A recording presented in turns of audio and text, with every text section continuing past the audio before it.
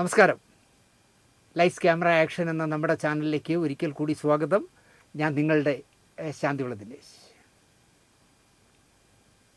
ഞാൻ പല ആവർത്തി പറയുന്നൊരു കാര്യമുണ്ടല്ലോ, ഞാൻ യൂട്യൂബ് കൊണ്ടാണ് ഇപ്പോൾ ജീവിക്കുന്നത്. പക്ഷേ ഒരു യൂട്യൂബും കാണാറില്ല. ആ സമയമുണ്ടെങ്കിൽ ഞാൻ ടി വി വെച്ച് വാർത്ത കാണും. പക്ഷേ എനിക്ക് ഒരുപാട് യൂട്യൂബിൽ വരുന്ന ഒരുപാട് കാര്യങ്ങൾ കാണേണ്ടി വരാറുണ്ട്. അതെങ്ങനെയെന്ന് ചോദിച്ചാൽ, നിങ്ങളെപ്പോലുള്ളവർ ഏതെങ്കിലും ഒരു വിഷയം നോട്ടബിളാണ്, ഇത് ദിനേശ് അറിയേണ്ടതാണ് എന്ന് തോന്നുന്നവരൊക്കെ എനിക്ക് അത് അയച്ചു തരും. ഇന്നലെ തന്നെ എന്നെ ദുബായിൽ നിന്ന് എൻ്റെ ഒരു സുഹൃത്ത് വിളിച്ചു. അദ്ദേഹം എന്നോട് പറഞ്ഞു, ദിനേശേ, നിങ്ങളൊരു 2-3 ലക്കത്തിൽ ഒരു പെണ്ണിനെ കുറേ വഴക്ക് പറഞ്ഞില്ലേ? അവനാ അത് 100% ശരിയാണെന്ന് തെളിഞ്ഞു. ഞാൻ കിട്ടെങ്ങനെ അവളുടെ ഭർത്താവിൻ്റെ ആദ്യത്തെ ഭാര്യയിലുള്ള മകനുണ്ടല്ലോ, ആ പയ്യൻ പറയുകയാണ്, ഞാനെല്ലാം ലഹരി ഉപയോഗിച്ചിരുന്നു ഈ സ്ത്രീ കാരണം, ഇപ്പോൾ അതൊക്കെ മതിയാക്കി മാന്യമായിട്ട് ജീവിക്കുന്നു, ഈ തള്ള ശരിയല്ല എന്നൊക്കെ പറഞ്ഞ് ആ പയ്യൻ ഒരുപാട് പറഞ്ഞിരിക്കുന്നു ദിനേശ് ഇവളെപ്പറ്റി. അപ്പോഴാണ് മനസ്സിലായത് ദിനേശ് പറഞ്ഞത് 100% ശരിയാണെന്ന്. ഞാൻ പറഞ്ഞു, ശരിയല്ലാത്ത ഒരു കാര്യവും ഞാൻ പറയാറില്ല. ദിനേശ് അത് കണ്ടില്ലേ? ഞാൻ പറഞ്ഞു, ഇല്ല, ഞാനതൊന്നും കാണില്ല, ഞാൻ ദിനേശിന് ലിങ്ക് അയച്ചു തരാം എന്ന് പറഞ്ഞ് അദ്ദേഹം ലിങ്ക് അയച്ചു. ഇങ്ങനെ നമ്മൾ കാണാതെ പോകുന്ന, ഇപ്പോൾ എന്നെ തെറി വിളിക്കുന്ന എത്രയോ എപ്പിസോഡുകൾ വരാറുണ്ടെന്ന് പറയുന്നു. ചിലരെനിക്ക് അയച്ചു തരും, ചേട്ടനെ തെറി വിളിച്ചേക്കണോ, മറുപടി പറ എന്ന് പറഞ്ഞിട്ട്. ഞാനതങ്ങ് കളയും. അതുപോലെ നമ്മുടെ ചാനലിനെ കോപ്പി അടിച്ചിട്ട് നമ്മുടെ ദിനേശ് ചേട്ടൻ ഇത്ര ഹ്യൂമറായി പറയുമെന്ന് അറിഞ്ഞില്ലേ, അതാ കേട്ടോളൂ എന്നൊക്കെ പറഞ്ഞിട്ട് നമ്മളെ ഒരു റൈറ്റും വാങ്ങാതെ എത്രയോ ചാനലുകാർ നമ്മുടെ വിഷ്വൽ ഉപയോഗിക്കുന്നു. ഞാൻ ആരുടെ പേരിലും കേസ് കൊടുക്കാനും പോകാറില്ല, അത് കാണാറുമില്ല. പക്ഷേ എനിക്ക് ഒരുപാട് പേര് അയച്ചു തരാറുണ്ട്. അങ്ങനെ അയച്ചു തരുന്നവരിൽ ഒരാൾ, എനിക്ക് ഇൻസ്റ്റാഗ്രാമൊന്നുമില്ല, ഇൻസ്റ്റാഗ്രാമിൽ വരുന്ന മലയാള സിനിമയിൽ തുടക്കം കുറിക്കുന്ന, അല്ലെങ്കിൽ ഇവിടുന്ന് അന്യഭാഷകളിലേക്ക് പോയി തുണി കൊടുക്കാതെ അഭിനയിക്കുന്ന പുതുതലമുറയിലെ ഒരുപാട് പേരുടെ വീഡിയോയും സ്റ്റില്ലും ഒക്കെ എനിക്ക് അയച്ചു തരാറുണ്ട്. സാറേ, ഇതെല്ലാം കൂടെ വെച്ചിട്ട് ഒരു എപ്പിസോഡ് ചെയ്യും. എവിടുന്ന് കിട്ടുന്നതെന്ന് എനിക്കറിയില്ല. ഞെട്ടിപ്പോകുന്ന സ്റ്റേജ് പ്രോഗ്രാമുകളൊക്കെയാണ് പറഞ്ഞത്, തുണി മണിയൊന്നും ഇല്ലാതെ. ഇവിടെ വലിയ മൂടി പുതച്ച് അഭിനയിക്കുന്ന, ഇവിടം കഴിഞ്ഞാൽ കർണാടകയിലോ ബാംഗ്ലൂരോ അല്ലെങ്കിൽ ചെന്നൈയിലോ ഒക്കെ എത്തിയാൽ തുണി മണിയില്ലാതെ സ്റ്റേജ് ഷോയൊക്കെ ചെയ്യുന്ന കുറേ എണ്ണത്തിൻ്റെ വീഡിയോകൾ അയച്ചത്. ഞാൻ ഒരു ദിവസം ചോദിച്ചു, ഇതെങ്ങനെ നിങ്ങൾക്ക് കിട്ടുന്നത്? സാറേ, ഇൻസ്റ്റാഗ്രാമിൽ വരും സാറേ ഇതൊക്കെ, അതിൻ്റെ ഒരു പ്രത്യേക എന്തോ ഒരു സൈറ്റുണ്ട്, അതിൽ കയറി നോക്കിയാൽ മതി എന്നൊക്കെ പറഞ്ഞിട്ട്. നമുക്ക് ഇൻസ്റ്റാഗ്രാം ഒന്നുമില്ല. അങ്ങനെ ഇത്തരം കാര്യങ്ങൾ അയച്ചു തരുന്ന സുഹൃത്ത് നനച്ചിരിക്കാതെ ഇന്നലെ ഒരു വീഡിയോ അയച്ചു. ഈ തലയിൽ കണ്ണട വെച്ചൊരു സംഘടനയുണ്ടല്ലോ, ചുക്കിനും ചുണ്ണാമ്പിനും കൊള്ളാത്ത, ആ സംഘടനയിലെ ഒരു നേതാവ് വീഡിയോ ഷൂട്ടിംഗ് അല്ല, അതൊരു റേഡിയോ ജോക്കിക്ക് കൊടുത്ത അഭിമുഖമാണ്, അതവർ ഷൂട്ട് ചെയ്തിരിക്കുന്നു. അതിലെ 1 മിനിറ്റ് വരുന്ന റീലെന്നല്ലേ പറഞ്ഞ, റീൽസ്, എനിക്ക് 1 മിനിറ്റുള്ളൊരു സാധനം അയച്ചു. അപ്പോൾ അതിൽ ഈ തലയിൽ കണ്ണട വെച്ചവൾ പറയുകയാണ്, ഹേമ കമ്മിറ്റി റിപ്പോർട്ട് ഞാൻ വളരെ പോസിറ്റീവായിട്ടാണ് കണ്ടിരുന്നത്. ഇൻഡസ്ട്രിയുടെ അകത്ത് എന്താണ് നടക്കുന്നതെന്ന് ഒരു രേഖ, ഒരു പഠന റിപ്പോർട്ട് പോലെ എവിടെയെങ്കിലും എഴുതപ്പെടേണ്ടതാണ്. നമ്മളെല്ലാവരും ഹേമ കമ്മിറ്റിയിൽ പോയി സംസാരിക്കുമ്പോൾ നമ്മുടെ ആഗ്രഹം എന്താണെന്ന് ചോദിച്ചാൽ, ഇൻഡസ്ട്രിയെ മാറ്റുന്നതിന് നമ്മുടെ ഈ ഒരു പറച്ചിൽ കാരണമാകട്ടെ. നുണയാണ് പറയാൻ പോയത്. ഒറ്റയെണ്ണം സ്വയംഭൻ ജീവിതമുള്ള ഒറ്റയെണ്ണം ഇല്ല ഇതിൽ. എന്നിട്ട് മലയാള സിനിമയെ ഉദ്ധരിക്കാനായിട്ട് പോയാണ് ശാരദാമ്മയുടെയൊക്കെ മുമ്പിൽ ചെന്നിരുന്ന്, ജസ്റ്റിസ് ഹേമയുടെ മുമ്പിൽ ചെന്നിരുന്ന് സിനിമാക്കാരെക്കുറിച്ച് അപഖ്യാതികൾ പറഞ്ഞു കൊടുത്തത്. പക്ഷെ അവർ പറയുന്നത്, ഇൻഡസ്ട്രിയെ മാറ്റുന്നതിന് നമ്മുടെ ഈ ഒരു പറച്ചിൽ കാരണമാകട്ടെ, അല്ലാതെ തെളിവെടുപ്പ് പോലെ ഒന്നുമല്ല ഞങ്ങളാരും പോയി പറഞ്ഞത്. പക്ഷെ അതെല്ലാം ഭയങ്കര അപകടം പിടിച്ച രീതിയിലുള്ള ഇഷ്യൂസായിരുന്നു. ഞങ്ങൾ പറഞ്ഞതേ ഭയങ്കര അപകടം പിടിച്ചതാണ്. പക്ഷേ ഒരാളുടെ പേരിൽ ഞങ്ങൾ പരാതി കൊടുക്കില്ല, ഗോസിപ്പുകൾ മാത്രമേ പറയൂ. എല്ലാം കേസെടുക്കാനുള്ള സംഭവങ്ങളായിരുന്നു. ഞങ്ങളത് തുറന്ന് പറഞ്ഞിരുന്നെങ്കിലുണ്ടല്ല, കേസെടുക്കാൻ പറ്റുന്ന സംഭവങ്ങളായിരുന്നു. പുറത്തു വന്നാൽ, അത്തരം കാര്യങ്ങൾ പുറത്തു വന്നാൽ ഗവൺമെൻറ്റിന് അതിൽ ഇടപെടാതിരിക്കാൻ പറ്റാത്ത അവസ്ഥയായി പോയനെ അവർ SIT രൂപീകരിക്കുന്നു. പക്ഷേ അതിൽ ഈ പറഞ്ഞ ഞാനടക്കമുള്ള ഞങ്ങളെല്ലാവരും പോയി SITക്ക് മൊഴി കൊടുക്കാൻ തയ്യാറായില്ല. ഞങ്ങൾ നുണ മാത്രമേ പറയൂ, പുളു മാത്രമേ അടിക്കൂ. ഞങ്ങളെല്ലാം ചാരിത്രശുദ്ധിയുള്ള മാന്യരാണ്. മറ്റേ ആരുടെയൊക്കെ ചാരിത്രം പോയെന്നുള്ളത് ഞങ്ങൾക്കറിയാം, പക്ഷേ ഞങ്ങൾ പറയില്ല. അതിനൊരു കഥ പറഞ്ഞുതരാം, പക്ഷെ മൊഴി തരില്ല. നിങ്ങൾ ആലോചിച്ച് നോക്ക്. വെറുതെ 1,88,00,000 രൂപ എന്തോ കളഞ്ഞു സർക്കാർ. അങ്ങനെ മൊഴി കൊടുക്കാൻ തയ്യാറാകാത്തതിൻ്റെ കാരണം എന്താണെന്ന് ചോദിച്ചാൽ, അവരെ സംബന്ധിച്ചിടത്തോളം സോൾവ് ചെയ്ത് കഴിഞ്ഞു. പൈസ വാങ്ങിച്ചോ അവസരം വാങ്ങിച്ചോ സോൾവ് ചെയ്തു എന്നായിരിക്കുമല്ലോ അതിൻ്റെ അർത്ഥം. ഈ പീഡിപ്പിക്കപ്പെട്ടവരെല്ലാം ആ പ്രശ്നങ്ങൾ സോൾവ് ചെയ്തു വർഷങ്ങൾക്ക് മുമ്പേ തന്നെ എന്നാണ്. വർഷങ്ങൾക്ക് മുമ്പേ ഉള്ളത് എന്തിനാണ് ഈ ഗോസിപ്പാറ്റി പറഞ്ഞുകൊണ്ട് നടക്കണേ? കുറേ വർഷങ്ങൾക്ക് മുമ്പ് സംഭവിച്ച കാര്യങ്ങളായിരിക്കും. അവരും മെൻ്റലി ട്രോമയിലൂടെ കടന്നുപോയി. അവർ റിസോൾവ് ആയ ശേഷമാണ് ഈ ഹേമ കമ്മിറ്റി വന്നത്. അതുകൊണ്ട് തന്നെ അത് പറയേണ്ട കാര്യമില്ല എന്നൊക്കെ പറഞ്ഞിട്ടാണ് പറയണേ. 1 മിനിറ്റേ ഉള്ളൂ അറിയില്ല. ഇത് അയച്ചു തന്നിട്ട് ഇപ്പോഴും അഡ്ജസ്റ്റ്മെൻറ്റുകൾ നടക്കുന്നുണ്ടോ എന്ന ചോദ്യം താഴെ എനിക്ക് ഈ വീഡിയോ അയച്ചു തന്ന ആൾ എഴുതിയിരിക്കുകയാണ്. ഇപ്പോഴും സാറേ അഡ്ജസ്റ്റ്മെൻറ്റുകൾ നടക്കുന്നുണ്ടോ എന്നിട്ടു. അപ്പം ഞാൻ മറുപടി ഇട്ടു, ഉറപ്പല്ലേ ഉണ്ട് എന്ന് ഞാൻ മറുപടി ഇട്ടു. പിറ്റേന്ന് അയാൾ തന്നെ വീണ്ടും എനിക്ക് പോസ്റ്റ് ചെയ്തിരിക്കുകയാണ്, സാറേ ഞാൻ സാറിനോട് ചോദിച്ച ചോദ്യം പോസ്റ്റ് ചെയ്തപ്പോഴേ എനിക്ക് ഒരുപാട് ഭീഷണികൾ സാറേ, ഞാനത് ഡിലീറ്റ് ചെയ്ത് കളഞ്ഞു. അപ്പോൾ ഒരു പേടിത്തൊണ്ടനാണെന്ന് മനസ്സിലായി. ഇന്നലെ രാത്രി 10:30 മണിയായപ്പോൾ എന്താണ് പുള്ളി ഉദ്ദേശിച്ചതെന്ന് എനിക്കറിയണ്ട. എനിക്ക് ഇട്ടിരിക്കുന്ന മെസ്സേജ് അപ്പോൾ അതാണ്.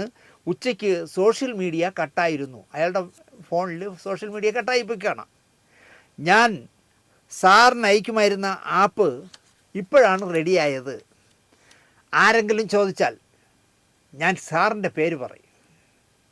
അപ്പോൾ ഞാൻ മറുപടി ഇട്ടു, നിങ്ങൾ ചോദിച്ച ചോദ്യങ്ങൾക്ക് ഞാൻ കൃത്യമായി മറുപടി പറഞ്ഞു. ഇപ്പോൾ കണ്ടില്ലേ, സംവിധായകൻ രഞ്ജിത്തിനെ തൊടുപുഴയിൽ നിന്ന് SIT അറസ്റ്റ് ചെയ്തിരിക്കുന്നു. അപ്പോൾ ഇപ്പോഴും പീഡനം ഉണ്ട് അല്ലേ സാറേ? അപ്പോഴും അയാൾക്ക് സംശയമാണ്. ഇങ്ങനത്തെ ഒരവസ്ഥയിലൂടെയാണ് മലയാള സിനിമ കടന്നു പോകുന്നത്. അതിനെക്കുറിച്ചാണ് ഞാൻ ഇന്ന് സംസാരിക്കുന്നത്.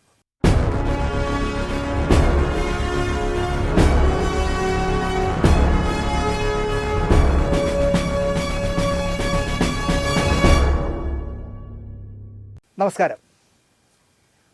പല നാൾ കള്ളൻ ഒരു നാൾ കെണിയിൽ വീഴുമെന്ന് പണ്ടുള്ളവർ പറയാറുണ്ട്. പ്രശസ്ത ഈ രഞ്ജിത്ത് പോലും സ്വപ്നം കണ്ടിരിക്കില്ല ഈ മെയ് മാസ പുലരിക്ക് കഥ എഴുതുമ്പോഴോ പെരുവണ്ണാപുരത്തെ വിശേഷങ്ങൾക്ക് അല്ലെങ്കിൽ അങ്ങനെയുള്ള കുറേ പ്രാദേശിക വാർത്തകൾ എന്നൊക്കെ പറഞ്ഞ് കുറേ സിനിമ ചെയ്യുമ്പോഴോ ഇന്നത്തെ രഞ്ജിത്തായി വളരുമെന്ന് രഞ്ജിത്ത് സ്വപ്നം കണ്ടിരിക്കില്ല.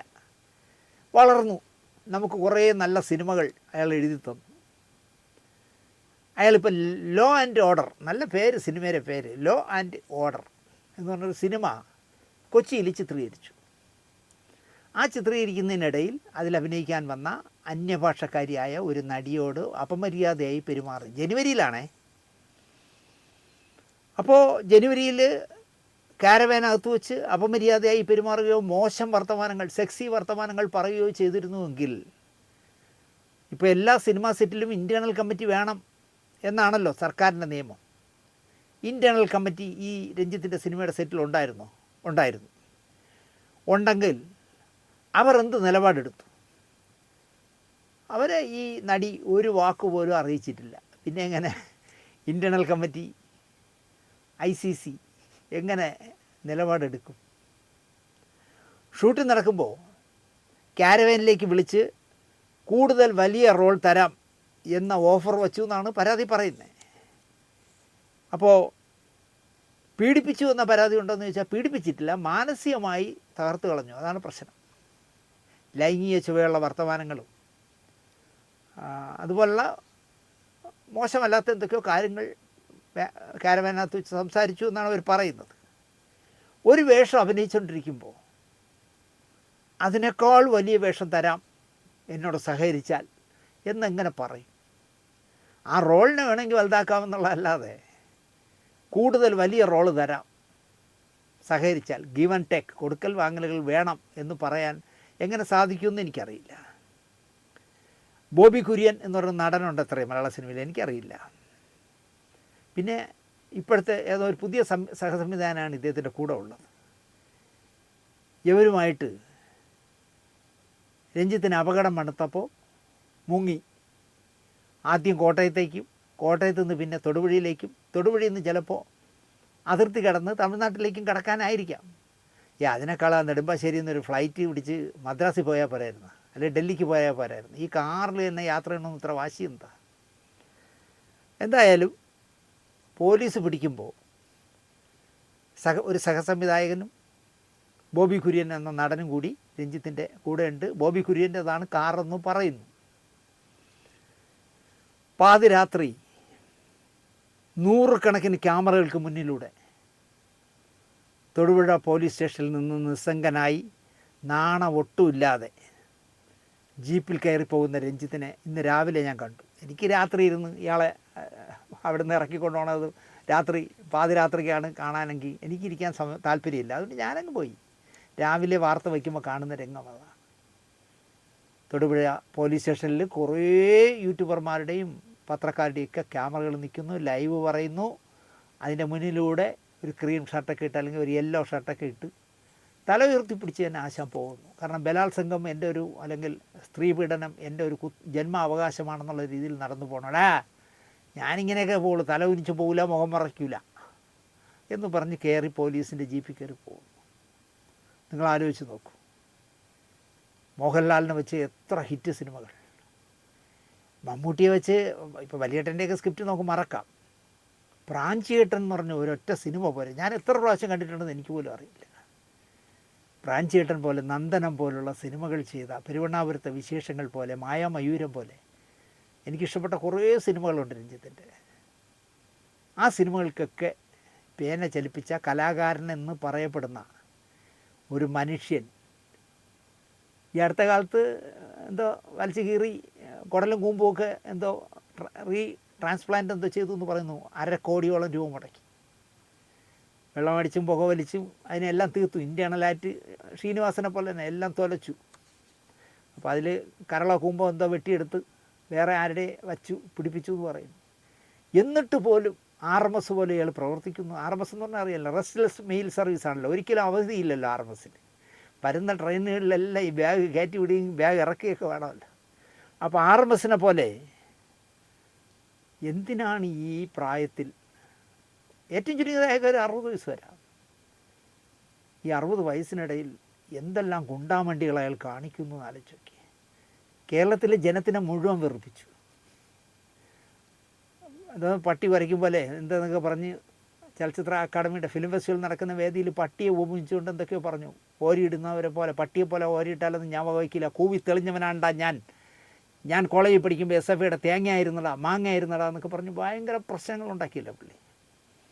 പക്ഷേ ആ ജീപ്പിൽ കയറിപ്പോകുന്ന രഞ്ജിത്തിനെ കണ്ടപ്പോൾ സത്യത്തിൽ സിനിമാക്കാരനായതിൽ എനിക്ക് നാണം തോന്നി. എൻ്റെ തല ഉരിഞ്ഞു പോയി തീർച്ചയായിട്ടും.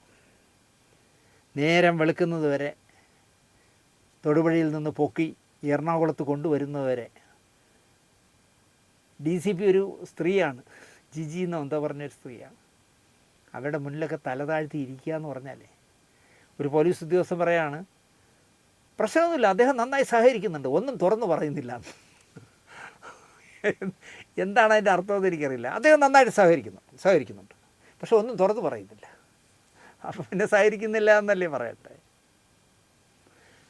പെരുവണ്ണാപുരത്തെ വിശേഷങ്ങൾ ഷൊർണൂരിൽ ഷൂട്ടിംഗ് നടക്കുമ്പോഴാണ് ഞാൻ ആദ്യമായിട്ട് ആ ലൊക്കേഷനിൽ വെച്ചാണ് കമലിനെ പരിചയപ്പെടുന്നത്. ഞാൻ ഹരികുമാർ സാറിൻ്റെ അസിസ്റ്റൻ്റാണെന്ന് പറഞ്ഞ് പരിചയപ്പെട്ടു. ഞാൻ ഹരിച്ചേട്ടൻ്റെ ഞാനും വർക്ക് ചെയ്തിരുന്നു എന്നൊക്കെ പറഞ്ഞ് എന്നെ വളരെ കാര്യമായിട്ടന്ന് പെരുമാറി. അവിടെ വെച്ച് രഞ്ജിത്തിനെയും പരിചയപ്പെടുകയുണ്ടായി. എനിക്ക് അതിനു മുമ്പേ രഞ്ജിത്തിനെ അറിയാം. എഴുന്നള്ളത്ത് എന്ന ഹരികുമാർ സാർ സംവിധാനം ചെയ്ത എഴുന്നള്ളത്ത് എന്ന് പറഞ്ഞ സിനിമയ്ക്ക് ജയറാമിന് അഡ്വാൻസ് കൊടുക്കാൻ പോയതാണ് ഒരു സന്ധ്യയ്ക്ക് ഞാൻ ഒറ്റപ്പാലത്ത്, ഷൊർണൂർ. ഒരു സാധാരണക്കാരനായിരുന്നു പെരുവണ്ണാപുരത്തെ വിശേഷങ്ങൾ ചെയ്യുന്ന കാലത്ത് രഞ്ജിത്ത്. തിരുവനന്തപുരത്ത് VR ഗോപിനാഥിൻ്റെ ഒരു മെയ് മാസ പുലരി കോവളത്ത് ചിത്രീകരിക്കുമ്പോഴും പത്രക്കാരനായിട്ട് ഞാനവിടെ പോയിട്ടുണ്ട്. അത് പെരുവണ്ണാപുരത്തിന് മുന്നെയാണ്.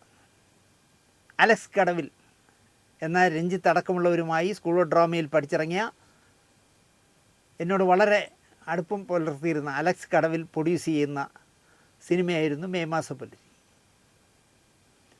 കഥ രഞ്ജിത്തിൻ്റെത്, തിരക്കഥ വി ആർ ഗോപിനാഥ് തന്നെ എഴുതി. രവീന്ദ്രൻ്റെ നല്ല പാട്ടൊക്കെ ഉള്ള പടമാണ്. പിന്നെ എത്രയോ തവണ രഞ്ജിത്തിനെ നേരിൽ കാണാനുള്ള അവസരങ്ങൾ എനിക്കുണ്ടായി. കാണാറും ഉണ്ടായിരുന്നു, സംസാരിക്കാറും ഉണ്ടായിരുന്നു. പതിയെ പതിയെ രഞ്ജിത്ത് പ്രശസ്തിയിലേക്ക് ഉയരുന്നതനുസരിച്ച് അയാളുടെ 2 കൈയുടെയും കഷത്ത് കട്ടയുടെ വലുപ്പം കൂടിക്കൊണ്ടേയിരുന്നു. കൈ ഇങ്ങനെ വികസിച്ച് പോയിക്കൊണ്ടിരുന്നു. അതുപോലെ തന്നെ കള്ളത്തൊണ്ടയിൽ കൂടുതൽ മാറ്റം വരുത്തിയായിരുന്നു പിന്നെ അയാളുടെ സംസാരവും. നമ്മളവിടെ വിട്ടു. നമ്മളിങ്ങനെ ഈ ജാട കാണിക്കുന്ന ഒരു ജാടത്തണ്ടികളോട് ഞാൻ കോംപ്രമൈസ് ചെയ്യില്ല. ഇനി എന്ത് നഷ്ടം വന്നാലും ശരി നമ്മളെ കളയും, പോടാവില്ലേ എന്ന് പറഞ്ഞ് കളയും. രഞ്ജിത്തിനെ അതുപോലെ ഞാൻ അങ്ങ് ഉപേക്ഷിച്ചു. കാരണം അങ്ങനെ കട്ട വെച്ച് നടക്കുന്ന ഈ ലോഹിതദാസും പത്മരാജനും എം ജി എല്ലാം കൂടെ എന്നിൽ ആവാഹിച്ചു എന്ന് പറഞ്ഞ് നടക്കുന്നവർ തന്നെ നമ്മളെന്തിനെ മൈൻഡ് ചെയ്യണേ? അതിനനുസരിച്ച് ഒരു ജുബ്ബ താഴോട്ട് പോവുകയും ശരീരം മെലിഞ്ഞ് ഇന്ദ്രൻസിനേക്കാൾ കഷ്ടമാവുകയും ചെയ്തു. കാരണം കീടഭദ്രസ്വാമിയായിപ്പോയി, ഫുൾ വെള്ളവും പുകയും. പെരുവണ്ണാപുരത്ത് വിശേഷവും നന്ദനവും പ്രാഞ്ചിയേട്ടനും മായാമയൂരവും ഒക്കെ ഞാൻ ആസ്വദിച്ചിട്ടുള്ളതിനാൽ അയാളുടെ ജാട ഇനി കൂടുതൽ കാണണ്ടെന്ന് വെച്ചു.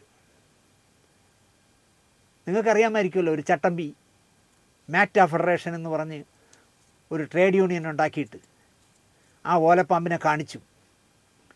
കുറേ ലോക്കൽ ചട്ടമ്പിമാരെ വച്ചു. സിനിമയെ നശിപ്പിക്കും വിധം ചവിട്ടി അമർത്തി വരവേ ഒരു നാൾ ചട്ടമ്പി വീണു, അവസരവാദ ചട്ടമ്പി വീണു. അതിന് അതിവേഗത ഉണ്ടാക്കിയ ആൾ രഞ്ജിത്തായിരുന്നു. നമ്മളെല്ലാം പറയണമല്ലോ. രഞ്ജിത്ത് ഒരു രാത്രി മാക്ട ഫെഡറേഷനിൽ നിന്നും രാജിവെച്ച് ഉദ്ഘാടനം നടത്തിയപ്പോഴാണ് മാക്ട ഫെഡറേഷൻ തലകുത്തി വീണത്. കാരണം രഞ്ജിത്ത് രാജിവെക്കുന്ന ആരും വിചാരിച്ചില്ല. കോഴിക്കോട്ടിരുന്നോണ്ട് അയാൾ രാജിവെച്ചു. പിന്നെ പടപടപടപടാ വീഴുകയായിരുന്നു. കാരണം കേരളത്തിലെ മുഴുവൻ അതിലംഗത്തൊടുത്തവരും രാജിവെച്ചു. അങ്ങനെയാണ് ഫെഫ്ക ഉണ്ടാകുന്നത്. ആ രാജിവെച്ച സമയത്ത് എനിക്ക് തോന്നി ആണൊരുത്തൻ മലയാള സിനിമയിൽ ആണായി പിറന്ന ഒരുത്തനേ ഉള്ളൂ എന്ന് എനിക്ക് തോന്നി. അതുവരെ ഈ പറഞ്ഞ മറ്റേ ഏകാധിപതിയുടെ ബി ടീം കളിച്ചവന്മാർ തന്നെ രഞ്ജിത്ത് രാജിവെച്ചപ്പോൾ മറുകണ്ട ചാടി. അതും ഏകാധിപതിയെ ഞെട്ടിച്ചു. അയാൾ ഒരിക്കലും പ്രതീക്ഷിച്ചില്ല എൻ്റെ ബി ടീം കളിച്ചു, എൻ്റെ എർത്തായിട്ട് നടക്കുന്നവന്മാർ, എൻ്റെ ചെലവിൽ ജീവിക്കുന്നവന്മാർ എന്നെ തള്ളി പറഞ്ഞുകൊണ്ട് മറുകണ്ട ചാടുമെന്ന് അദ്ദേഹം സ്വപ്നം കണ്ടതല്ല. ചാടിക്കളഞ്ഞു. കാരണം അവർക്ക് മനസ്സിലായി ഇത് തീർന്നു, വെടി തീർന്നു, ഇനി ഫെഫ്ക ആയിരിക്കും ഉണ്ടാവുന്നതെന്ന് മനസ്സിലായി. ഇയാൾക്ക് വേണ്ടി ചാവേറായി നടന്ന എന്ത് ഹീനകൃത്യവും ചെയ്യാൻ മടിയില്ലാത്ത, നിങ്ങൾക്കറിയാം, ഞാനൊരു 100 ഇടത്ത് പറഞ്ഞിട്ടുണ്ട്, ഊമ കത്തെഴുതുകയും ഊമ പോസ്റ്റർ ഒട്ടിക്കുകയും ഊമ ഫോൺ വിളി നടത്തുകയും ചെയ്യുന്ന ഒരു എംപോക്കിയെ കുറിച്ച് തിരുവനന്തപുരത്തുള്ള. അപ്പോൾ അന്ന് സിനിമാക്കാർക്ക് മാക്ടിക്കോസ് എന്ന് പറഞ്ഞിട്ടൊരു സഹകരണ സംഘം ഉണ്ടായിരുന്നു. ഇപ്പോഴും ഉണ്ടത്. ആ സഹകരണ സംഘത്തിൻ്റെ സെക്രട്ടറി ആക്കാമെന്ന് ഈ ഊമക്കത്തെഴുത്തുകാരന് ഓഫർ കൊടുത്തിരുന്നു. ആര്? മറ്റേ ബിഗും റോസ് പൗഡറും ഉണ്ടക്കണ്ണും വെച്ച് സത്യവാനായി നടക്കുന്ന അലവലാതി. പക്ഷേ കാര്യത്തോടടുത്തപ്പോൾ അയാളെ സെക്രട്ടറി സ്ഥാനത്ത് കൊടുത്തില്ല എന്ന് മാത്രമല്ല, അയാളെ ഇരുത്തിക്കൊണ്ട് എറണാകുളം വിട്ട് ട്രിവാൻഡ്രത്തേക്ക് കാറിൽ പോയിക്കൊണ്ടിരുന്ന നമ്മുടെ തുടരും നിർമ്മാതാവ് എം രഞ്ജിത്തിനെ, എവിടെ എത്തി രഞ്ജിത്തെ എന്ന് ചോദിച്ചു. എവിടെ എത്തി? അയാൾ അരൂരോ എവിടെ എത്തി? തിരിച്ചു വരാൻ പറഞ്ഞു. തിരിച്ചു വന്നിട്ട് മാറ്റ്കോസിൻ്റെ സെക്രട്ടറി ആയിട്ട് അയാളെ രഞ്ജിത്തിനെ വെച്ചു. അതോടുകൂടി ഈ ഊമക്കത്തെഴുതുന്ന അലവലാതി മറുകണ്ട ചാടി നേരെ BTH വന്ന് പൊങ്ങി. അങ്ങനെ ആ ഏകാധിപതിയെ മലയാള സിനിമ വീഴ്ത്തി. അപ്പോൾ എല്ലാ അലവലാദികളും ഇപ്പുറത്ത് ചാടി. അക്കാര്യത്തിലും രഞ്ജിത്തിനോട് എനിക്കിഷ്ടമുണ്ടായിരുന്നു. അയാളോട് അന്ന് അയാൾ പറയുകയാണ്, രഞ്ജിത്ത് പറയുകയാണ്, നിങ്ങൾ ഫെഫ്ക എന്ത് തേങ്ങാക്കൊലയോ ഉണ്ടാക്കും, പക്ഷേ അതിൻ്റെ ജനറൽ സെക്രട്ടറി ഞാനായിരിക്കും, അല്ലെങ്കിൽ അതിൻ്റെ ചെയർമാൻ ഞാനായിരിക്കും എന്ന് പറഞ്ഞാൽ വെള്ളി തളികയിൽ വെച്ച് അയാളെ കൈ കൊടുക്കുമായിരുന്നു. പക്ഷേ അയാൾ പറഞ്ഞു, എനിക്കതൊന്നും പറ്റില്ല, എനിക്ക് ആ ജോലിയൊന്നും എനിക്ക് ഏറ്റെടുക്കാൻ പറ്റില്ല. കാരണം ഒരു അല്പം മാടമ്പിത്തരം ഉള്ളതുകൊണ്ടേ. യൂണിറ്റിലെ ഒരാളിന് പനി വന്നു, എന്ന് വിളിച്ചു പറഞ്ഞാൽ ഞാൻ എന്തുവാണെന്ന് ഇയാൾ കേൾക്കുള്ളൂ. ഫെഫ്ക പൊളിഞ്ഞു പോയേനെ. അല്ലെങ്കിൽ ആഹാരം കൊടുക്കുന്ന ഒരു പയ്യൻ്റെ മൂത്രത്തിന് മഞ്ഞ നിറമുണ്ടെന്ന് വിളിച്ച് പറഞ്ഞാൽ അതിന് ഞാൻ തോന്നും കൊണ്ട് ആശുപത്രി കൊണ്ടുപോകണോ എന്ന് പറയും. പൊളിയും. നേരെ മറിച്ച് ഫെഫ്ക ഇപ്പോൾ കൊണ്ടു കിടക്കുന്ന ബി ഉണ്ണികൃഷ്ണൻ്റെ കയ്യിലാകുമ്പോൾ അത് നടക്കും. കാരണം ഉണ്ണികൃഷ്ണൻ അതിലെല്ലാം ഇടപെട്ട് കൃത്യമായും ഒരു ട്രേഡ് യൂണിയൻ നേതാവ് എന്തൊക്കെ ചെയ്യണോ അതൊക്കെ അയാൾ ചെയ്യും. അതുകൊണ്ടാണ് ഫെഫ്കയിൽ അയാൾ നിലനിൽക്കുന്നതും ഫെഫ്ക നിലനിൽക്കുന്നതും. ഉള്ളതുപോലെ പറയാം.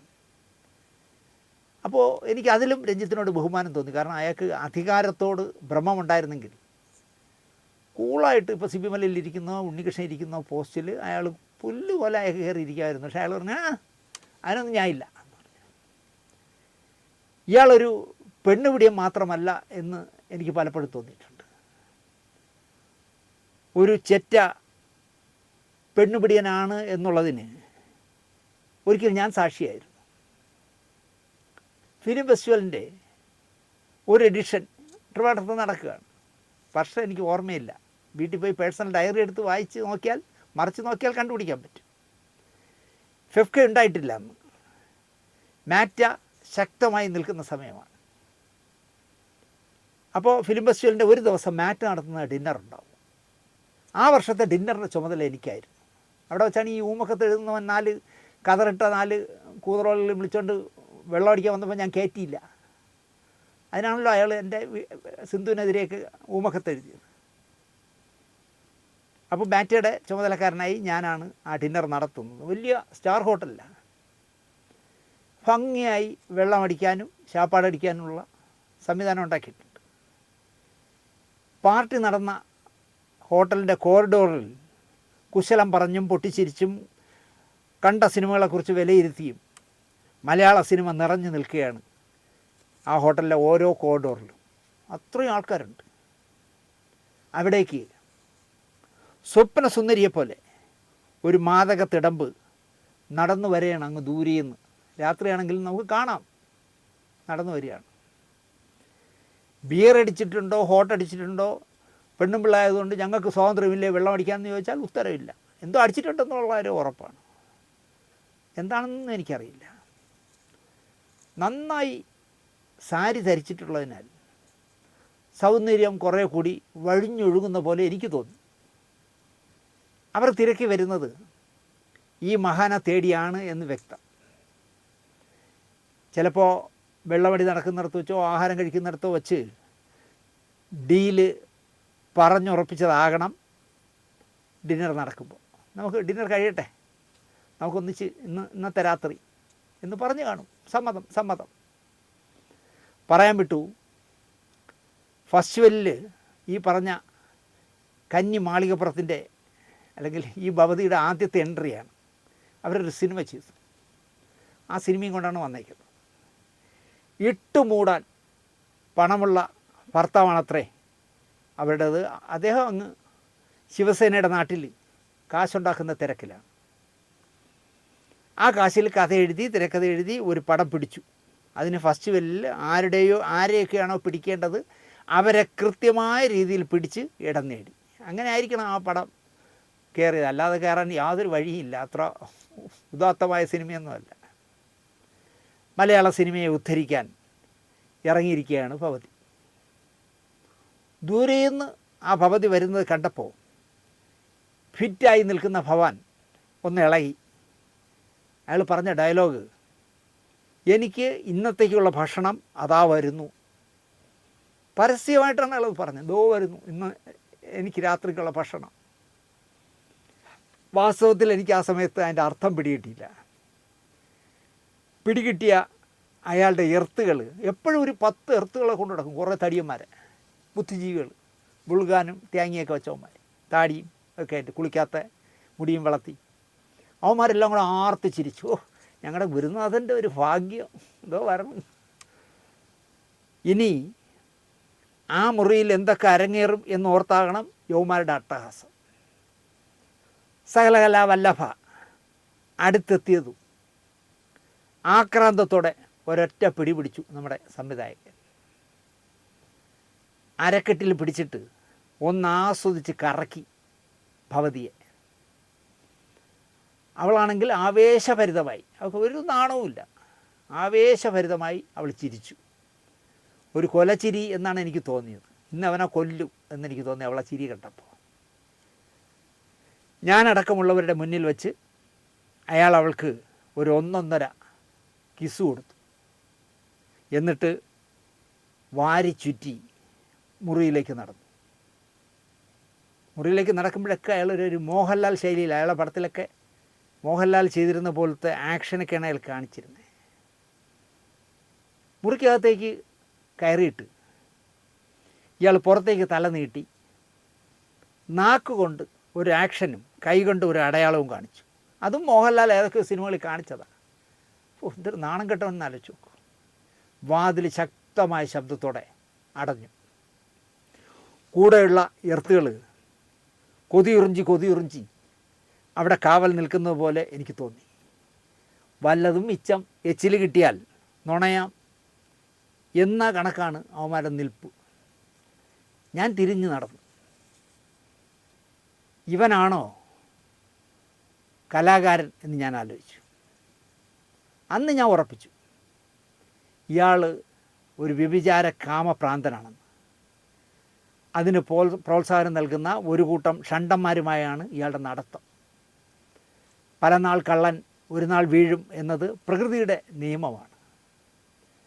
ജനപ്രിയനായൊരു സംവിധായകൻ, ഫ്യൂഡൽ കഥകൾ നന്നായി എഴുതാൻ അറിയാവുന്ന ആൾ, വമ്പൻ ഹിറ്റുകൾ, മമ്മൂട്ടിയെ വെച്ചായാലും മോഹൻലാലിനെ വെച്ചായാലും വമ്പൻ ഹിറ്റുകൾ നൽകിയ മനുഷ്യൻ. അയ്യപ്പനും കോശിയും നിർമ്മിച്ചതിൻ്റെ ഇരട്ടി കണക്ക് പറഞ്ഞ് സച്ചിയെ പറ്റിച്ചവനെന്ന് സച്ചിയുടെ ഒരു സ്നേഹിതൻ കാനഡക്കാരൻ എന്നോട് തന്നെ തുറന്നു പറഞ്ഞു. ദിനേശ് ചേട്ടാ, പാവം കേട്ടോ സച്ചി, എത്ര കോടി ചിലവായി എന്ന് ചോദിച്ചപ്പം ചിലവായതിൻ്റെ ഇരട്ടിയാണ് പറഞ്ഞത്. കാരണം ഇയാളും സച്ചിയും കൂടെയാണ് അത് പ്രൊഡ്യൂസ് ചെയ്തത് ചേട്ടാ. ഇയാൾ പറ്റിച്ചു സച്ചിയെ. പക്ഷേ സച്ചി പ്രതികരിക്കാനൊന്നും പോയില്ല ചേട്ടാ എന്ന് എന്നോട് പറഞ്ഞൊരു കാനഡക്കാരൻ. അതെന്തുമാകട്ടെ, കണ്ണടച്ച് തുറക്കുന്ന വേഗതയിൽ ഇയാൾ കോടീശ്വരനായി. പക്ഷേ കോടീശ്വരനായപ്പോഴും എരപ്പാളിത്തനം മാറിയില്ല സ്വഭാവത്തിൽ. തലയിൽ കണ്ണട വെച്ച ടീം, അതിലുള്ള ക്യാപ്റ്റൻ പെണ്ണുപിള്ള ഒരു നാൾ ഒരു കൊച്ചിനെ പെറ്റു. വിവാഹമോചനം നേടി വർഷങ്ങൾ കഴിഞ്ഞ് പെറ്റതിനാൽ വിവാഹമോചനം തേടിയവൻ ഉണ്ടാക്കിയതല്ല ഈ പിള്ളയെന്ന് ആർക്കും മനസ്സിലാക്കാം. ഇപ്പോൾ വയറ് നിറച്ചുകൊണ്ട് വന്നിരുന്ന സമയത്താണെങ്കിൽ ശരി, അങ്ങനെയല്ല. നമ്മളെ സീരിയലിലൊക്കെ പോലെ 5 വർഷമൊന്നും ഗർഭം നിൽക്കില്ല. അങ്ങേറ്റം പോയ 11 മാസം, 10 മാസം, 11 മാസമൊക്കെ അല്ലേ ഉള്ളൂ, 9 മാസമൊക്കെ. പെറ്റെണീറ്റപ്പോൾ ഈ ഭവതി പറഞ്ഞത്, ഈ തലയിൽ കണ്ണട വെച്ച നേതാവ് പറഞ്ഞത്, കൊച്ചിൻ്റെ അച്ഛനെ എനിക്കറിയാം, കുട്ടി വലുതായി എൻ്റെ തന്ത ആരെന്ന് തിരക്കുമ്പോൾ ഞാൻ പറഞ്ഞു കൊടുത്തോളാം, മറ്റുള്ളവർ അതറിയേണ്ട കാര്യമില്ല. ഇത് ന്യായമായ ഉത്തരമാണ് അവർ പറഞ്ഞത്. പ്രശസ്തമായ രഞ്ജിത്തിൻ്റെ ഒരു കമൻ്റുണ്ട്, വയനാട്ടിലെ എൻ്റെ വീട്ടിലേക്ക് കയറി ചെല്ലുമ്പോൾ കള്ളനെ പോലെ വളർത്തുനായ ചാടി വീഴും. വീട്ടു ജോലിക്കാരനെയാണ് ഈ നായ വീട്ടുടമസ്ഥനായി കരുതുന്നത്. അക്കാഡമി ചെയർമാനായിരിക്കും അദ്ദേഹം പറഞ്ഞ പ്രശസ്തമായ ഒരു വരിയാണ്. അന്ന് ഞാൻ പറഞ്ഞ ഉത്തരം, ആ ഉത്തരം തന്നെ ഇന്നും ഞാൻ പറയുന്നു. സ്വന്തം വീട്ടിൽ തല നിവർത്തി പകൽ കയറി ചെന്നാൽ പട്ടി അംഗീകരിക്കും. രാത്രി കള്ളനെ പോലെ മതിലിയാടി ചെന്നാൽ കള്ളനായേ നായ കണക്കാക്കൂ. അതാണ് സംഭവിച്ചത്. ഇത് ചിത്രീകരിക്കാനായി ഞാൻ ഇറങ്ങുമ്പോൾ രഞ്ജിത്ത് ആശുപത്രിയിലാണ്. ECGയിൽ വലിയ വേരിയേഷനുണ്ട്. പ്രഷറാണെങ്കിൽ ഒരുപാട് കൂടി നിൽക്കുന്നു. ഈ പുറമേ മസിൽ പിടിച്ച് നടക്കുന്നവരൊക്കെ പാവകത്തുങ്ങളായിരിക്കുന്നേ. അയാൾ വരണ്ടു പോയി കാണും. ഒരു അര രാത്രി ലോക്കപ്പിൽ കിടന്നപ്പോൾ തന്നെ അയാൾ വരണ്ടു പോയി കാണും. എന്തെങ്കിലുമൊക്കെ അയാൾക്ക് ഒരു സംവിധായകനാണ്, സംസ്ഥാന അവാർഡ് നേടിയ ആളാണ്, ജനപ്രിയനാണ്, അയാൾക്ക് എന്തെങ്കിലും ഒരു ചെറിയ സഹായം ചെയ്യാമെന്ന് വെച്ചാൽ ഇപ്പോൾ ഈ യൂട്യൂബും കുന്നും കുറച്ചൊക്കെ വന്നിരിക്കുന്നുണ്ടേ. നമ്മുടെ ഇവിടെ ഇപ്പോൾ വട്ടർകാവിൽ മത്സരിക്കുന്ന ഷീലേഖ ദിലീപിനെ കാണാൻ പോയതുപോലെ അപഖ്യാതികൾ പരക്കും. രഞ്ജിത്തിനെന്താ കൊമ്പുണ്ടോ, നിങ്ങളെന്തിനാണ് അയാളെ നിലത്ത് കിടത്താത്തതെന്നൊക്കെ ചിലപ്പോൾ ചോദിക്കും. അതുകൊണ്ട് പോലീസുകാർ ഒന്നും ചെയ്ത് സഹായിച്ചു കാണില്ല. എന്തായാലും എൻ്റെ അവസ്ഥ ഇതായല്ലോ എന്ന് വിചാരിച്ചുകൊണ്ടായിരിക്കും ECGയിലും നല്ല വേരിയേഷനുണ്ട്, നല്ല BP യും ഉണ്ട്. തെളിവുകളെല്ലാം കണ്ടെത്തി ഇനി സംഭവം നടന്ന കാരവാൻ കൂടി കണ്ടെത്തിയാൽ മതിയെന്ന് പോലീസും കാരവാൻ വിളിച്ചു വരുത്തി തെളിവെടുക്കാൻ ഒരു ദിവസം മതിയെന്ന് രഞ്ജിത്തിൻ്റെ വക്കീലും. പോലീസ് കസ്റ്റഡിയിൽ ഒരു ദിവസത്തിൽ കൂടുതൽ വിടരുതെന്ന് രഞ്ജിത്തിൻ്റെ വക്കീൽ വാദിച്ചു കോടതിയിൽ. ഉച്ച കഴിഞ്ഞ് പറയാമെന്നാണ് കോടതി പറഞ്ഞത്. അതുവരെ ഇരുന്നിട്ട് ഷൂട്ട് ചെയ്യാൻ സ്റ്റുഡിയോയിൽ സമയമില്ല, അതുകൊണ്ടാണ് ഞാൻ വന്ന് ചെയ്യുന്നത്. ഉച്ചയ്ക്ക് ശേഷം എന്താണ് കോടതി പറയാൻ പോകണമെന്ന് പറഞ്ഞാൽ പോലീസിൻ്റെ കയ്യിലൊരു 2-3 ദിവസത്തേക്ക് കളിപ്പാവ് പോലെ വിട്ടുകൊടുക്കുമെന്ന് എനിക്ക് അറിഞ്ഞൂടാ. കൊണ്ട് നടക്കും, കാരവാൻ കിടന്നിടം, കാരവാനിൽ മൂത്രം ഒഴിച്ചിടം എന്നൊക്കെ പറഞ്ഞിട്ട് കഷ്ടമാണ്. 30-ലൊന്നും നിൽക്കില്ല എങ്കിലും ഇത് 3ാം ലൈംഗിക പീഡന പരാതിയാണ് പ്രാഞ്ചിയേട്ടൻ്റെ പേരിലുള്ളത്. 3, 30, 300 ഒന്നും ആയിരിക്കില്ലെന്നേ. ഇത് തന്നെ ആയിരിക്കും ജോലി, മനസ്സിലായില്ലേ? കുറേ കാലമായിട്ട് പേരെടുത്ത ശേഷം, ഈ നന്ദനമൊക്കെ കഴിഞ്ഞ ശേഷം ഇത് തന്നെ ആയിരിക്കും ജോലി. കൊണ്ടു കൊടുക്കാനും ആളുകളുണ്ട്, സമ്മതം പറയുന്ന ആളുകളുമുണ്ട്, ബലാത്കാരം ചെയ്യുന്ന ഇതുപോലുള്ള കേസുകൾ പെടുന്നതും ഉണ്ടാവാം. രഞ്ജിത്തിൻ്റെ കയ്യിൽ നിന്ന് സിഗരറ്റ് വാങ്ങി വലിച്ചപ്പോൾ ഒരു ബംഗാളി നടി പരാതി കൊടുത്തല്ലോ. രഞ്ജിത്ത് കരുതി വളയുമെന്ന്. ആദ്യം വളയിൽ പിടിച്ച് തടവി. തുടക്കം ഇട്ടപ്പോൾ തന്നെ രഞ്ജിത്ത് പെട്ടു.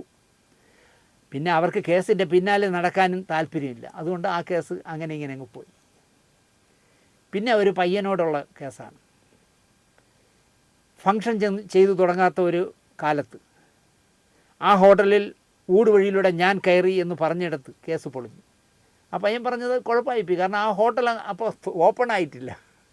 വേറെ ഏതെങ്കിലും ഹോട്ടലായിരിക്കും, അവൻ ആവേശം മൊത്ത് തെറ്റി പറഞ്ഞതായിരിക്കാം. എന്തായാലും ആ കേസും പൊളിഞ്ഞു.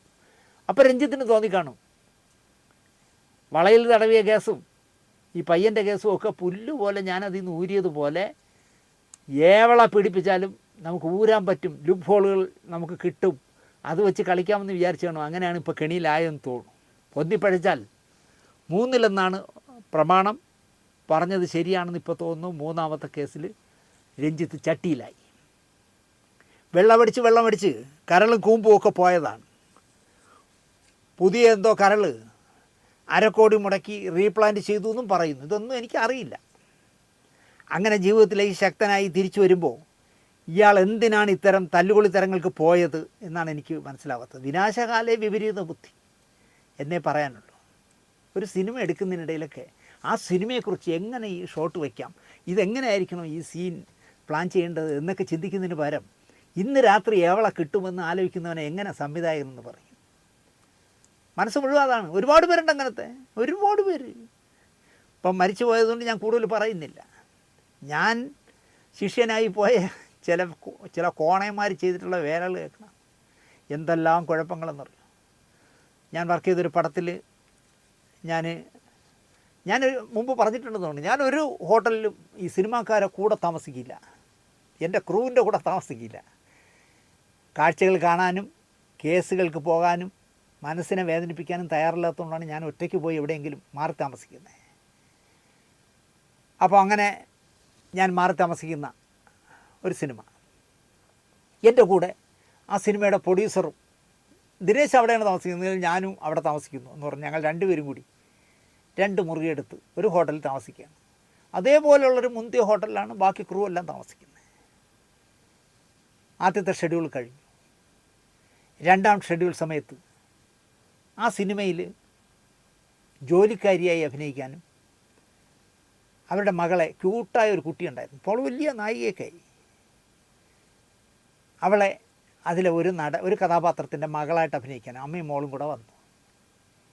2ാമത്തെ ഷെഡ്യൂളിൽ വന്നുടൻ തന്നെ അവൾ എന്നെ കണ്ടു. എന്നോട് പറഞ്ഞു, ദിനേശ് ചേട്ടാ, ഞാൻ എല്ലാവരും താമസിക്കുന്നു, സംവിധായകനടക്കം എല്ലാവരും താമസിക്കുന്നിടത്ത് ഞാൻ താമസിക്കില്ല. എന്ത്? അയ്യോ ചേട്ടാ, ഉറങ്ങാൻ പറ്റില്ല. എന്താ കാര്യം പറ. അത് നിങ്ങളെ ആശ ഉണ്ടല്ല. അയാൾ ഷൂട്ടിംഗ് ലൊക്കേഷനിൽ ഡയലോഗ് പറഞ്ഞു തരുന്നതിനിടയിലൊക്കെ പറയും, ഇന്ന് ഞാൻ വരും. അപ്പോൾ ചേട്ടാ, 8-10 വയസ്സായ മകളാണ്, 60 വെച്ച് തുടങ്ങുന്ന പ്രായമാണ്.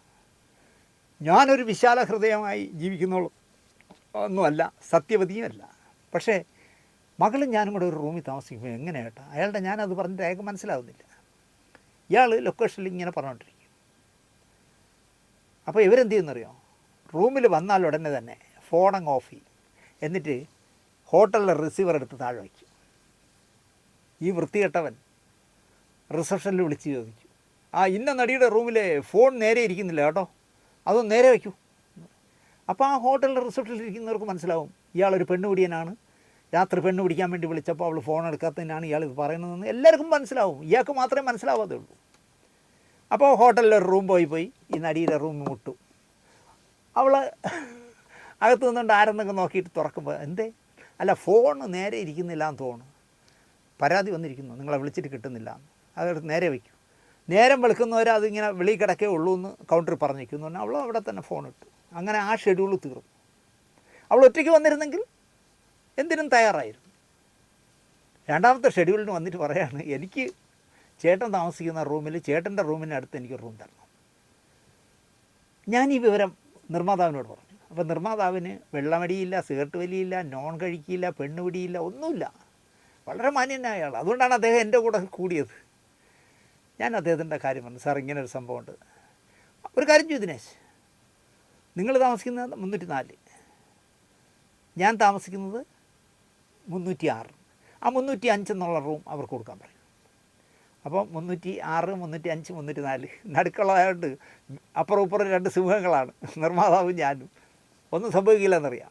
അവർക്ക് ആ റൂം അലോട്ട് ചെയ്യാൻ പറഞ്ഞു. അപ്പോൾ പ്രൊഡക്ഷൻ എക്സിക്യൂട്ടീവ് ചോദിച്ചു, എന്ത് അതെന്തിനാ അവിടെ കൊടുക്കണേ, പ്രൊഡ്യൂസർ താമസിക്കുന്നിടത്ത് അവർ താമസിക്കുള്ളൂ. ഞാൻ നീ അതൊന്നും അറിയണ്ട, നീ ആ റൂം കൊടുക്ക്.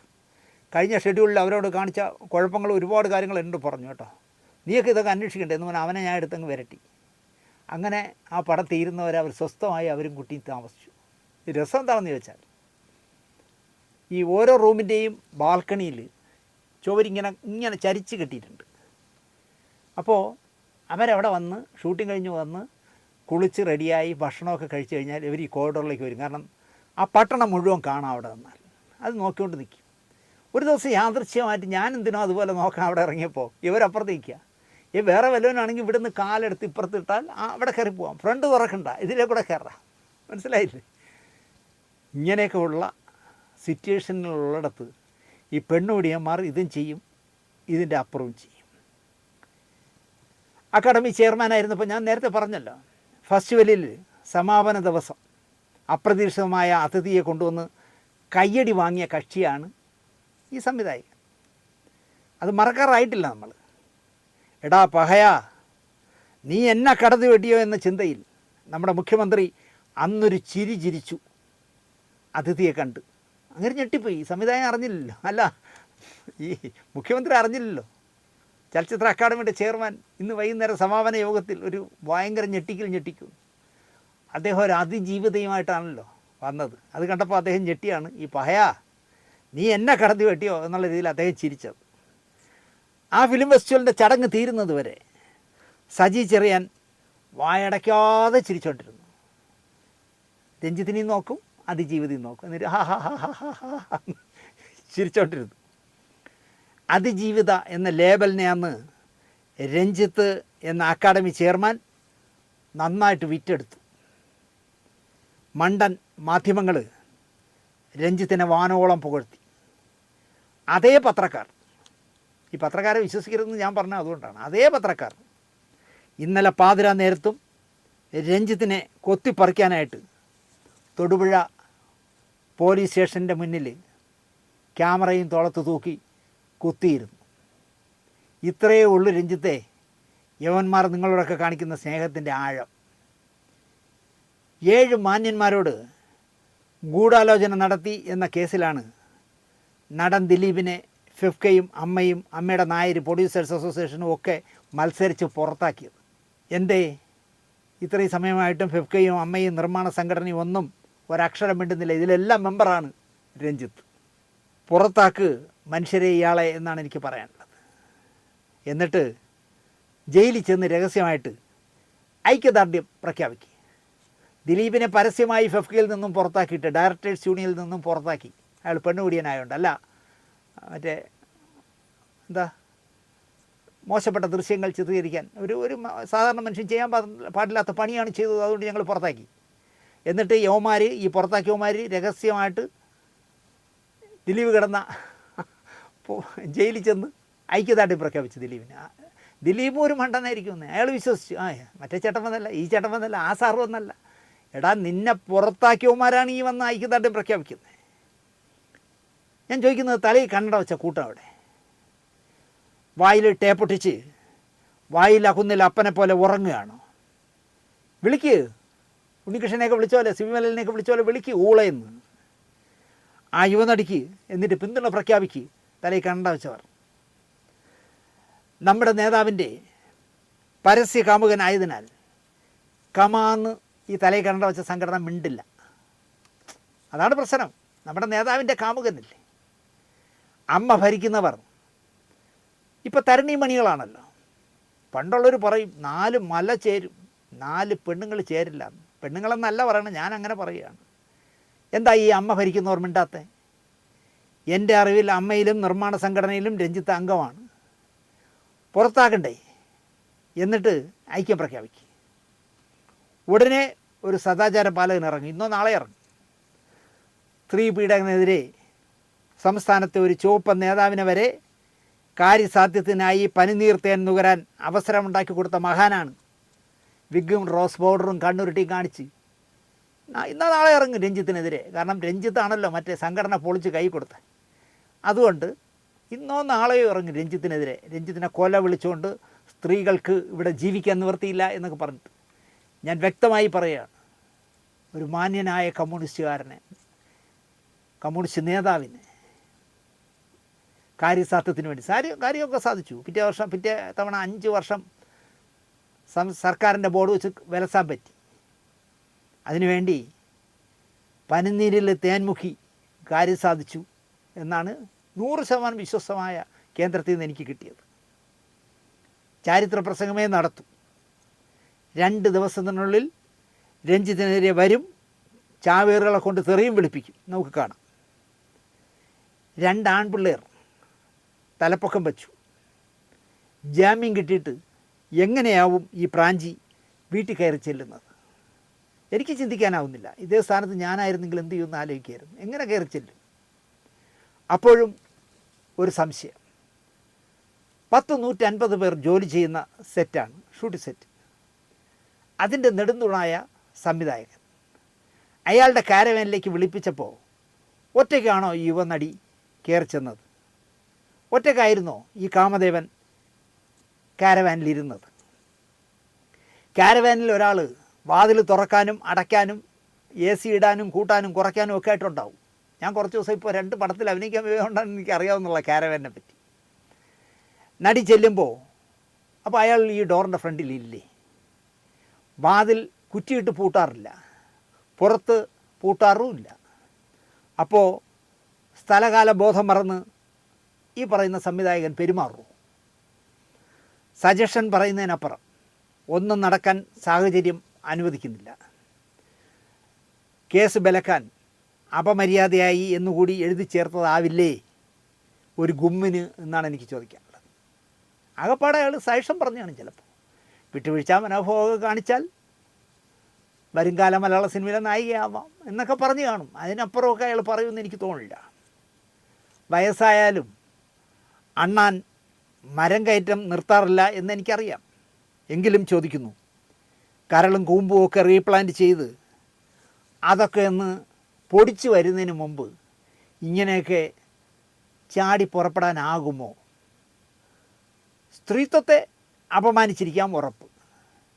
ലൈംഗിക അതിക്രമം അത് ഇത്തിരി കടന്നു പോയില്ലേ എന്നാണ് എനിക്ക് ചോദിക്കാനുള്ളത്. ഇവിടെ തലസ്ഥാനത്ത് എല്ലാത്തിലും കയറി അഭിപ്രായം പറയുന്ന ദിലീപിൻ്റെ സിനിമ കാണാത്ത, ദിലീപിൻ്റെ പടത്തിന് ഡബ്ബ് ചെയ്ത് ദിലീപിനെ 1000 വട്ടം മോനെ മോനെ മോനെ എന്ന് ഡബ്ബ് ചെയ്തിട്ട് ദിലീപിൻ്റെ പടം കാണാത്ത ഒരു ഭവതി ഉണ്ടല്ലോ. ഒരനക്കവും ഈ വിഷയത്തിനെക്കുറിച്ച് കമാന്നൊരക്ഷരം വേണ്ടിയിട്ടില്ല. മോനൊരെണ്ണം രഞ്ജിത്തിൻ്റെ കൂടെ പണ്ട് വർക്ക് ചെയ്തിരുന്നതിനാൽ മൗനി ബാബയായതാണോ, അതോ നെടുമങ്ങാട് സീറ്റ് തരപ്പെടാത്തതിൻ്റെ നിരാശയിലാണോ? എന്താണെന്ന് പറഞ്ഞാൽ മിണ്ടുന്നില്ല. സാരമില്ല, വീണ്ടും LDF വന്നാൽ ഹോർട്ടികോർപ്പ് ചെയർപേഴ്സൺ ആകാം. സ്വന്തം കാറിൽ ബോർഡ് വയ്ക്കാം, ചുവന്ന ബോർഡ് വയ്ക്കാം. നീലയിൽ കറുത്ത അക്ഷരമാണ് വാസ്തവത്തിൽ എഴുതേണ്ടത്. ചുവപ്പിൽ വെള്ള അക്ഷരം എഴുതിയാലും ഒരുത്തനും ചോദിക്കാൻ വരില്ല. കാരണം അത്രയും വലിയ കക്ഷിയല്ലേ. അതിനാൽ മിണ്ടാത്തതാണെങ്കിൽ നമുക്കതിനങ്ങ് വിടാം. അല്ല രഞ്ജിത്തെ, ചട്ടിയിലായ ഉടനെ നമ്മുടെ പ്രദീപ് കുമാറിനെ വിളിച്ചില്ലേ? അടുത്ത സുഹൃത്തല്ലേ, മുഖ്യമന്ത്രിയുടെ PS അല്ലേ പ്രദീപ്. സലിംകുമാറും ധർമ്മജനും രഞ്ജിത്തിൻ്റെ പടങ്ങളിൽ ഇല്ലായിരുന്നു എന്നാണ് എൻ്റെ ഓർമ്മ. ഇന്ന് പാലക്കാട്ട് വച്ച് കീറുമായിരിക്കും രണ്ടുപേരും കൂടെ. കാരണം പിണറായി അടിക്കാൻ കിട്ടുന്നൊരു വടി എന്ത് കിട്ടിയാലും ഉപയോഗിക്കുമല്ലോ സലിംകുമാർ. അത് ഞാൻ പറയാം, ഞായറാഴ്ച പറയാം. എന്തായാലും പോലീസ് പൊക്കിയ ദിവസം മോശമാണ്. ഇപ്പോൾ എന്ത് പറ്റുന്നതെന്ന് കേട്ടാൽ ഇന്ന് ബുധനാഴ്ച, വ്യാഴം, വെള്ളി, ശനി, ഞായർ, ആ 4 ദിവസമെങ്കിലും അകത്ത് കിടക്കേണ്ടി വരാം. അവധിയാണ്. പെസഹ വെള്ളിയാഴ്ചയും പെസഹ വ്യാഴാഴ്ചയും എല്ലാം കൂടെ പോവും. അവിടെ കിടന്ന് മേളിലേക്ക് നോക്കി ആലോചിക്കും രഞ്ജിത്തെ. എന്നിട്ട് മര്യാദക്കാരനായി പുറത്തു വരണം. പുതിയ മുഖവും സ്വഭാവവും ഒക്കെയായി. അതാണ് വ്യക്തിത്വം തെളിയിക്കാൻ പറ്റിയ ഒരു മാർഗം. അതിനുള്ളൊരു ട്രീറ്റ്മെൻറ്റാണെന്ന് കരുതിയാൽ മതി. കൊച്ചി DCP അശ്വനി ജിജിയാണ്. അവരാണ് അന്വേഷണ ഉദ്യോഗസ്ഥ ടീമിലെ തലപ്പത്ത്. പെൺപക്ഷക്കാരിയാണോ ന്യായവാദിയാണോ എന്നെനിക്കറിയില്ല. എന്തായാലും ദിലീപിൻ്റെ കേസെടുത്ത് മുഖ്യൻ കൊടുത്ത ആ അറുപുണ്യെ പോലെ പ്രതികാര ദുർഗയാകാനിടയില്ല. അശ്വതി ജിജി അവർ ന്യായമായി കേസ് അന്വേഷിക്കട്ടെ എന്ന് ഞാൻ പറയും. തെറ്റ് ചെയ്തിട്ടുണ്ടെങ്കിൽ തെറ്റ്.